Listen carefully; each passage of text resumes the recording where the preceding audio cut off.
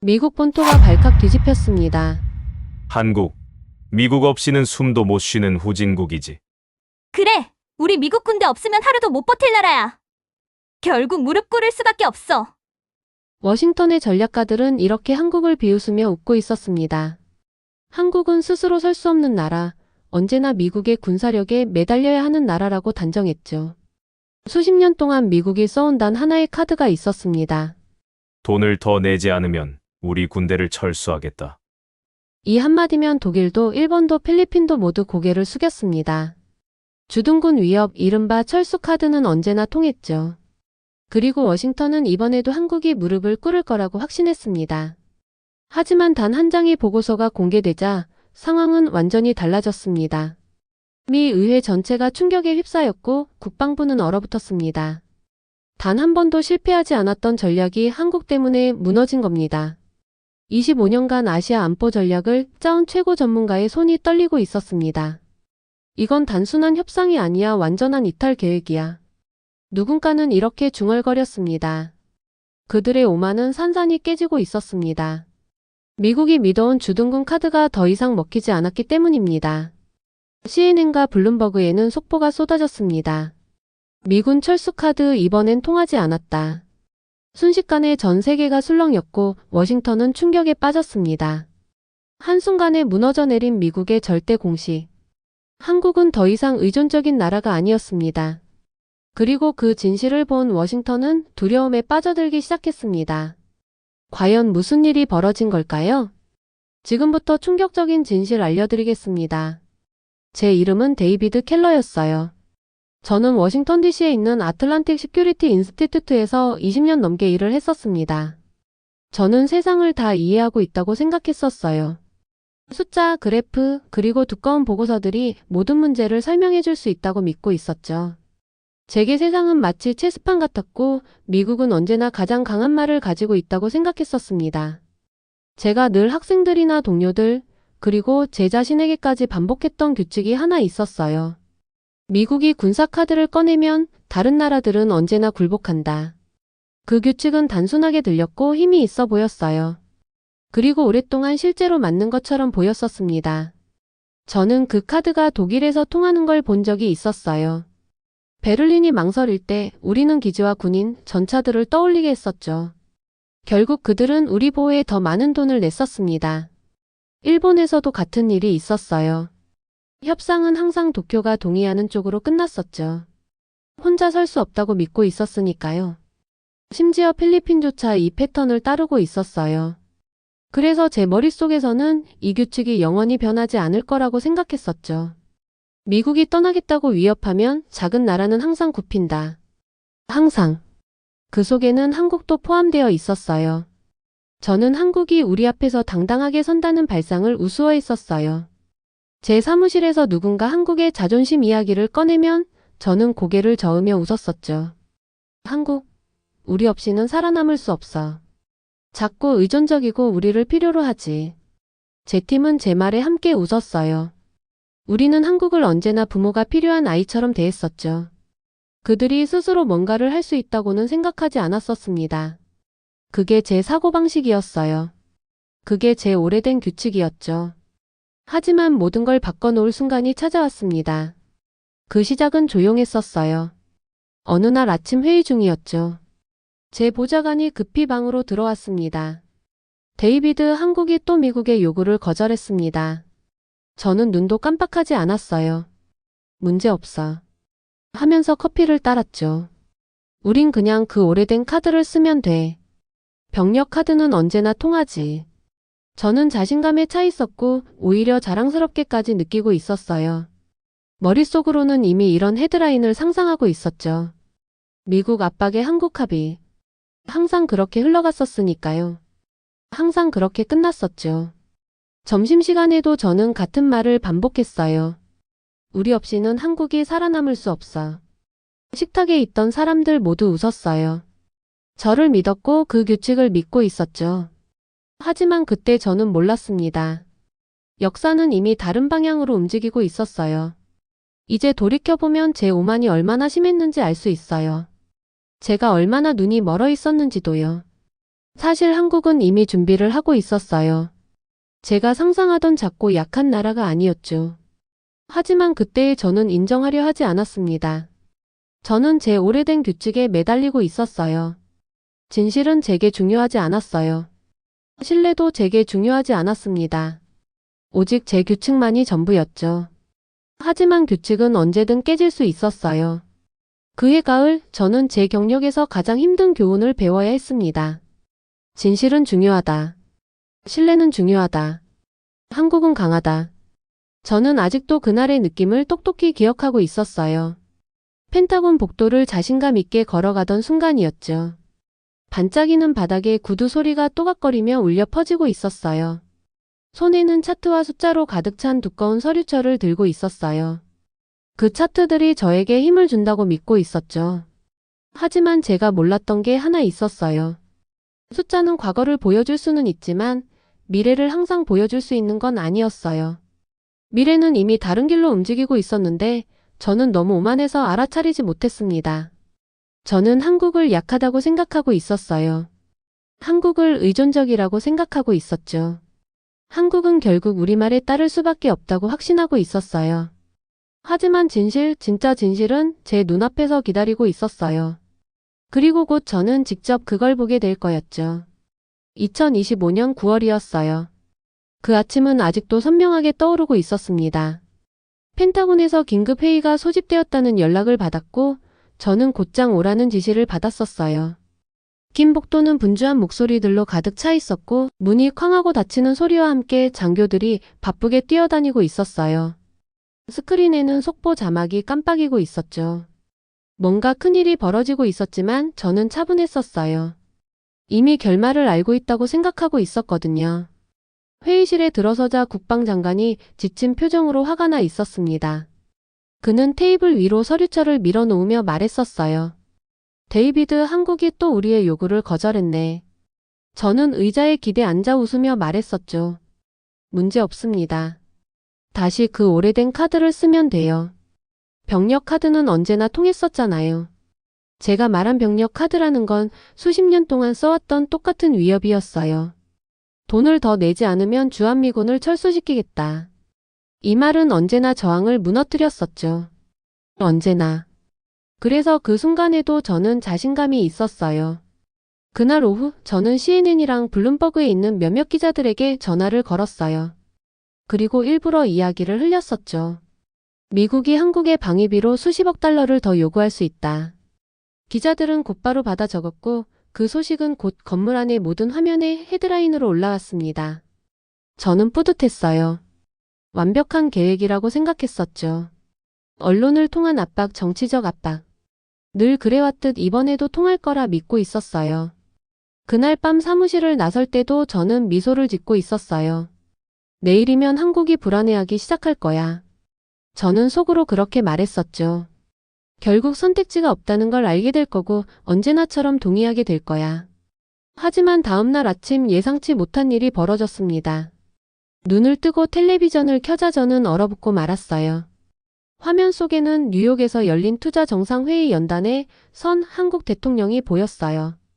그 자리는 세계 각국의 투자자들과 기업인들, 그리고 주요 언론사 기자들로 가득 차 있었죠. 처음에 그의 연설은 평범하게 들렸습니다. 목소리는 차분했고 태도도 공손했어요. 우리는 글로벌 파트너십을 소중히 합니다.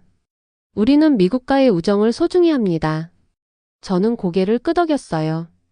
봐라, 벌써 부드럽게 나오고 있잖아. 혼잣말을 했었죠. 그런데 갑자기 목소리가 단단해졌습니다. 그의 눈빛은 카메라를 향해 굳게 고정되어 있었어요. 그리고 저는 평생 잊을 수 없는 말을 듣게 되었죠. 우리는 불공정한 요구를 받아들이지 않을 것입니다. 필요하다면 한국은 스스로 방어력을 구축할 것입니다. 우리의 자유는 우리 손으로 지켜낼 것입니다. 뉴욕 회의장은 순식간에 고요해졌어요. 기자들은 타이핑을 멈췄고 투자자들은 의자에 몸을 앞으로 기울이며 숨을 죽이고 있었죠. 공기는 무겁고 전기가 흐르는 듯 했어요. 마치 갑자기 폭풍이 몰려온 것 같았죠. 그리고 제 아파트 거실 소파에 앉아있던 저는 그대로 얼어붙고 말았어요. 손에 들고 있던 커피잔이 떨리고 있었죠. 이게 진짜 일리 없어 저는 속삭이듯 중얼거렸습니다. 한동안 저는 스스로를 설득하려 했어요. 그냥 강한 말일 뿐이라고 단순한 정치적 연극일 뿐이라고 생각했었죠.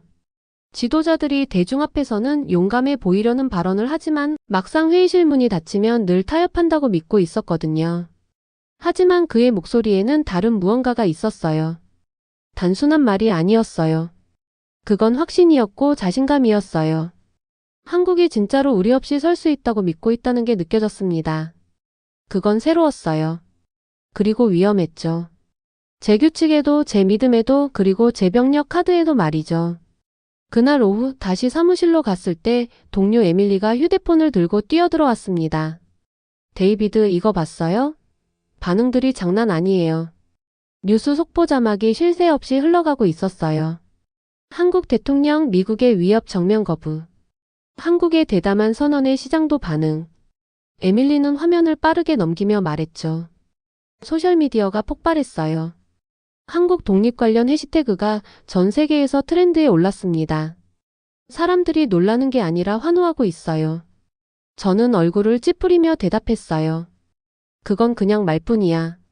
목소리가 조금 날카롭게 나왔었죠. 행동으로 옮길 리 없어. 그럴 수가 없어. 하지만 마음속 깊은 곳에서는 몇 년 만에 처음으로 의심이 고개를 들고 있었어요. 그날 밤 저는 연설 영상을 반복해서 돌려봤습니다. 그 말들이 계속 제 귀에 맴돌고 있었어요. 우리는 불공정한 요구를 받아들이지 않을 것입니다. 우리는 스스로 방어를 구축할 것입니다. 그건 화도 아니었고 두려움도 아니었어요. 차분하고 단단하고 분명했죠. 저는 처음으로 이런 생각을 했습니다. 혹시 한국이 진심이면 어떡하지? 혹시 그 오래된 규칙이 깨져버린 거라면? 혹시 우리 없이는 한국이 살아남을 수 없다는 제 믿음이 그냥 제가 제 자신에게 속여온 거짓말이었다면? 진짜 진실이 제 머릿속으로 파고들고 있었어요. 그리고 저는 그걸 싫어했어요. 왜냐하면 이제는 분명히 알 수 있었으니까요.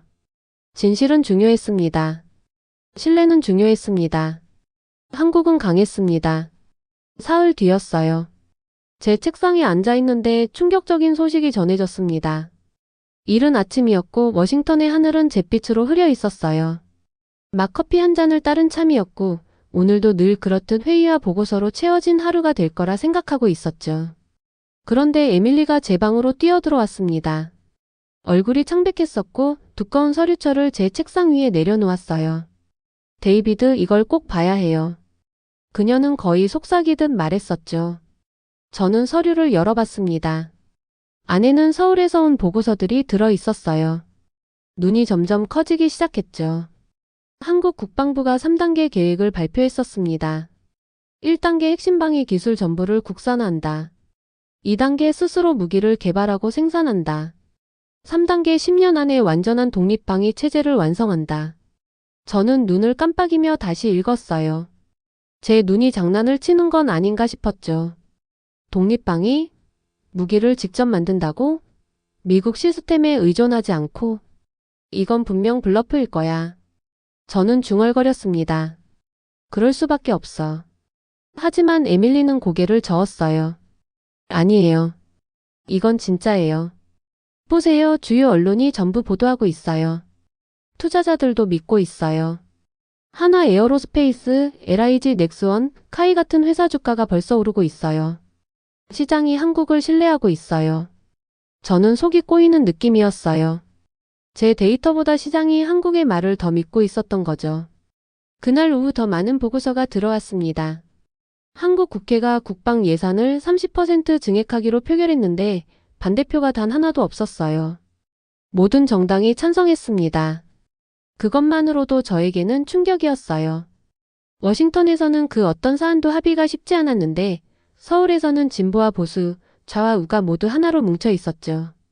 믿을 수가 없어. 저는 속삭였어요. 억지로 무시하려 했습니다.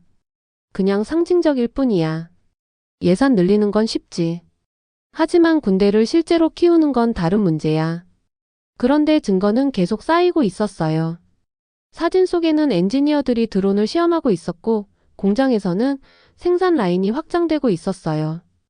연구실에선 학생들이 새로운 레이더 시스템을 개발하고 있었죠. 한국은 허세가 아니었어요. 실제로 움직이고 있었던 겁니다. 그날 밤 저는 컴퓨터 화면 앞에 앉아 한국의 발표 장면을 다시 재생했어요. 국방부 장관이 꿋꿋이 서서 단호한 목소리로 말하고 있었죠. 한국은 두려움 속에 살지 않을 것입니다. 우리는 스스로 방어력을 만들 것입니다. 우리의 자유는 우리 손으로 지킬 것입니다. 그 말들이 머릿속을 울렸습니다. 자유, 방어, 우리 손으로. 제가 믿어왔던 규칙이 무너지고 있었어요. 수십 년 동안 저는 이렇게 믿어왔었죠. 우리 없이는 한국이 살아남을 수 없다. 하지만 이제는 다른 현실이 보였어요. 한국은 이미 오래전부터 이 순간을 준비해왔구나. 그들은 약하지 않았습니다. 의존적이지도 않았어요. 이미 준비가 끝나 있었죠. 다음 날 아침 저는 유럽과 아시아의 분석가들과 화상회의에 참여했어요. 독일 출신 전문가가 고개를 저으며 말했습니다. 이건 역사적인 사건이에요. 한국은 동맹이 꼭 추종자가 될 필요가 없다는 걸 보여주고 있어요. 동등한 파트너가 될 수 있다는 거죠. 호주 전략가는 이렇게 덧붙였어요. 만약 한국이 성공하면 다른 나라들도 이렇게 생각할 겁니다. 우리도 할 수 있지 않을까? 저는 아무 말도 하지 못했어요. 가슴이 무겁게 내려앉고 있었거든요. 만약 한국이 우뚝 선다면 그 오래된 규칙은 깨지게 될 거였어요. 그리고 그 규칙이 깨지면 미국이 동맹국들을 쥐고 있던 힘도 약해질 수밖에 없었습니다. 하지만 저를 가장 괴롭힌 건 정치적인 문제가 아니었어요. 훨씬 더 깊은 것이었죠. 처음으로 저는 깨달았어요. 한국의 힘은 위협이나 두려움, 압박에서 나오는 게 아니었어요. 그것은 하나됨에서 나오고 있었어요. 신뢰에서, 진실에서 나오고 있었죠. 모든 정당, 모든 시민, 모든 투자자들이 같은 목표를 믿고 있었어요. 서로를 신뢰하고 있었죠. 그 신뢰가 힘이 되어주고 있었던 겁니다. 저는 의자에 기대 앉아 손을 떨고 있었어요. 진실은 중요해. 저는 속삭였죠. 신뢰는 중요해. 한국은 강해. 믿고 싶지 않았습니다. 하지만 진실은 이미 너무 뚜렷했어요. 그날 밤 서류철을 덮으며 저는 마치 제가 알던 세계가 무너지는 듯한 기분이 들었어요. 제 차트들, 제 규칙들, 제 확신. 그것들은 모두 서울에서 벌어지고 있는 현실 앞에 너무 작아 보였죠. 진실은 이미 제 눈앞에 서 있었고 더는 외면할 수 없었습니다. 한국은 계획을 가지고 있었고 이번에는 결코 허세가 아니었습니다. 충격은 누구도 예상하지 못할 만큼 빠르게 퍼져나갔습니다. 처음에 저는 한국의 계획이 지역적인 문제로만 남을 거라고 생각했었어요. 아시아 안에서만 논란이 될 수는 있어도 다른 곳에는 영향이 없을 거라 여겼죠. 속으로 이렇게 말했었습니다. 다른 동맹국들은 신경도 안 쓸 거야. 이건 그냥 한국만의 문제야. 하지만 제가 틀렸어요. 불과 일주일 안에 세계 곳곳에서 보고서들이 쏟아져 들어왔습니다. 모든 기사 제목에는 같은 단어가 쓰여 있었어요. 도미노. 가장 먼저 움직인 건 일본이었어요. 도쿄에서 열린 기자회견에서 일본 국방장관이 굳은 표정으로 기자들 앞에 섰습니다. 우리는 일본 내 주둔 미군의 비용 문제를 재검토할 것입니다. 저는 거의 커피를 떨어뜨릴 뻔했어요. 일본이라고? 수십 년 동안 그들은 조용히 미국의 지시에 따라왔었죠. 그런데 이제는 그 협정을 의심하기 시작한 겁니다. 곧이어 필리핀이 뒤따랐어요. 마닐라에서 대통령이 강한 어조로 연설을 했습니다. 한국이 공정을 요구할 수 있다면 우리도 할 수 있습니다. 우리 땅에 있는 미군 기지는 더 높은 임대료를 내야 합니다. 독일도 나섰습니다. 그들의 의회는 자국 내 미군 기지 협정을 다시 검토하겠다고 발표했어요. 심지어 한 독일 정치인은 생방송에서 이렇게 말했었죠. 한국이 다른 길이 있다는 걸 보여줬다면 왜 우리 국민이 계속 짐을 져야 합니까? 그리고 호주도 이어졌습니다. 총리가 차분하게 설명했어요. 우리는 새로운 계산을 시작할 겁니다. 우리의 동맹은 낡은 습관이 아니라 존중에 기반해야 합니다. 저는 텔레비전 화면을 멍하니 바라봤어요.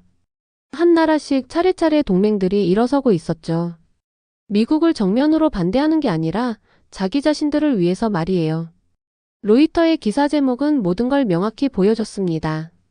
한국의 거부 세계 도미노 시작. 저는 믿을 수 없어 몇 번이고 다시 읽었어요. 30년 동안 미국은 항상 우두머리였고 지도자였으며 규칙을 만드는 나라였죠. 우리가 말하면 다른 나라는 따라왔고 우리가 밀어붙이면 그들은 굴복했었어요. 하지만 이제 한국 때문에 모든 것이 바뀌고 있었어요. 동맹국들은 더 이상 미국이 어떻게 생각할까? 라고 속삭이지 않았습니다. 대신 이렇게 속삭이고 있었죠. 한국이 당당하게 설 수 있다면 우리도 할 수 있지 않을까? 제가 보던 낡은 세계가 눈앞에서 무너지고 있었어요. 어느 날 밤 저는 사무실에서 반짝이는 스크린들에 둘러싸여 앉아있다가 스스로도 놀랄 말을 중얼거리고 말았어요.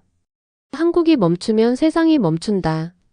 순간 제 입이 멈췄습니다. 이런 생각이 어떻게 나온 걸까요? 저는 평생 한국을 무시하며 살아왔는데 이제는 그들의 힘을 인정하고 있었던 겁니다. 비록 제 자신에게만이라도 말이죠. 다음 날 아침 에밀리가 또 다른 보고서를 들고 제 사무실로 들어왔습니다. 얼굴은 흥분과 걱정이 뒤섞여 있었어요. 데이비드, 이거 보세요. 지금 16개 나라가 자기 협정을 논의하고 있어요. 반항하는 게 아니라 그냥 한국의 예를 따르고 있는 거예요. 저는 종이를 받아들며 손이 조금 떨리고 있었어요. 16개? 제가 물었죠. 그녀가 고개를 끄덕였어요. 네, 16개. 그리고 더 늘어날 수도 있어요. 숫자가 모든 걸 보여주고 있었어요. 이건 허세가 아니었어요. 진짜 움직임이었죠. 저는 전략실로 걸어갔습니다. 이미 12명쯤 되는 전문가들이 격하게 언쟁을 하고 있었어요. 이걸 퍼지게 놔둘 순 없어. 누군가 소리쳤습니다. 이미 늦었어. 다른 사람이 대답했죠. 도미노는 쓰러지고 있어. 한국이 첫 번째 조각을 밀었고 이제는 다 넘어지고 있는 거야. 저는 조용히 앉아 테이블만 바라봤습니다. 머릿속은 복잡하게 소용돌이치고 있었어요. 수년 동안 저는 미국이 판을 지배한다고 믿어왔었죠. 하지만 만약 판이 뒤집혀버린 거라면, 존중이 두려움이 아니라 존중이 새로운 규칙이라면, 그날 밤 저는 잠을 잘 수 없었습니다. 천장을 바라본 채 누워 있었어요. 같은 말들이 머릿속에서 계속 돌고 있었죠. 진실은 중요하다. 신뢰는 중요하다. 한국은 강하다. 저는 뉴욕에서 한국 대통령이 자신감 있게 연설하던 모습을 떠올렸어요. 한국 국회가 하나로 뭉쳐있던 모습도, 그리고 기사 제목에 쓰였던 말도 떠올랐습니다. 세계가 한국을 지지한다. 도미노 효과는 단순히 돈이나 병력 문제가 아니었어요. 존엄의 문제였어요. 나라들이 스스로 선택할 수 있다는 걸 깨닫는 순간이었죠. 그리고 그 선택을 처음 보여준 나라가 한국이었어요. 그 주가 끝날 무렵 저는 한 가지를 확실히 알 수 있었습니다. 그 오래된 규칙은 깨져버렸다는 거였어요. 새로운 규칙은 단순했고 강력했으며 무시할 수 없었죠. 한국이 당당히 서면 세계가 주목한다. 한국이 멈추면 세계가 멈춘다. 압력이 폭풍처럼 몰려오기 직전까지 차오르고 있었어요. 이미 도미노 효과는 곳곳에 번지고 있었죠. 동맹국들은 오래된 협정을 의심하기 시작했고 시장은 흔들리고 있었어요. 워싱턴은 점점 불안해지고 있었는데 저는 그걸 모든 회의 자리에서 볼 수 있었어요. 사람들이 복도를 서성이고 있었고 목소리는 점점 높아지고 있었으며 전화기는 끊임없이 울리고 있었죠. 결국 백악관은 남아있는 가장 큰 카드를 꺼내기로 했습니다. 기자회견이 잡혔고 모두가 알았어요. 그건 한국을 향한 경고가 될 거라는 걸요. 그날 저는 기자실에 앉아 있었어요. 카메라 불빛은 번쩍이고 있었고 마이크는 윙윙거렸습니다. 미국 대통령이 단상 위로 걸어 나왔는데 얼굴은 굳어 있었고 목소리는 날카롭고 무거웠어요. 한국이 또 거부한다면 그가 말했죠. 우리는 다른 선택을 고려할 수도 있습니다. 말은 명확했어요. 마지막 위협이었고 마지막 기회였죠. 오래된 전략을 최대치로 끌어올린 셈이었어요. 제 주변에서 기자들은 정신없이 받아 적고 있었어요. 어떤 이들은 고개를 끄덕였고 어떤 이들은 얼굴을 찌푸렸습니다. 그 메시지는 한국을 흔들고 겁주려는 거였죠. 그리고 제 마음 한편도 여전히 이번에는 효과가 있을지도 모른다고 생각했었어요. 하지만 곧바로 서울의 답이 왔습니다. 불과 몇 시간 뒤 한국 대통령이 생방송으로 화면에 나타났어요. 배경은 단순했죠. 국기, 단상 그리고 마이크. 그런데도 그의 존재감은 화면을 가득 채우고 있었어요. 목소리는 차분했지만 단어 하나하나가 묵직했죠. 미국은 소중한 동맹입니다. 하지만 진정한 동맹은 존중 위에서 세워져야 합니다. 우리는 완전히 준비되어 있습니다. 설령 우리 스스로만 지켜야 한다 해도 한국은 안전할 것입니다. 미국이 진정한 파트너십을 원한다면 우리의 문은 언제나 열려 있습니다. 저는 몸을 앞으로 숙이며 숨을 죽였어요. 그는 화를 내지 않았습니다. 방어적으로 굴지도 않았고 두려워하지도 않았어요. 그는 흔들림 없이 당당했고 그리고 평화로웠습니다. 그게 차이였어요. 수년 동안 우리는 한국이 두려움 속에서 반응할 거라 예상했는데 이제는 품위로 대답하고 있었죠.